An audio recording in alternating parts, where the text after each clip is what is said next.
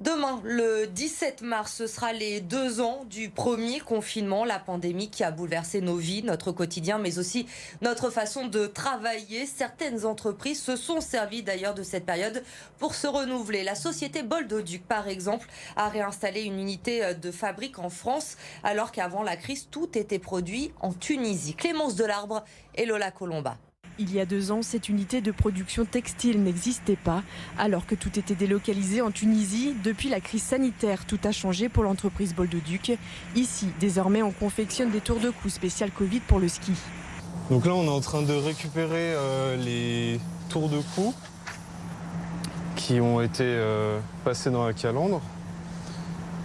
Donc produit presque fini, puisqu'il ne manque plus que l'assemblage après, la confection. Au plus fort de la crise, ce sont 150 salariés qui ont travaillé pour l'entreprise. 25 ont été titularisés.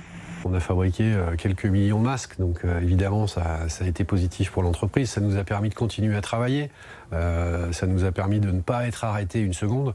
On a même travaillé beaucoup plus que dans une période habituelle. Le chiffre d'affaires a évolué en 2020 et en 2021. Avec la fin des mesures sanitaires, le filon du Covid devrait finir par s'essouffler. Mais les affaires de Boldoduc sont désormais portées par la tendance du Made in France. Jusqu'à présent, en fait, la confection française était vraiment très minoritaire.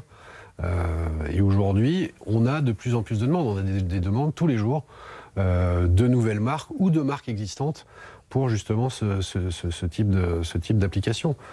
Il est fort probable que ça continue, enfin en tout cas on l'espère.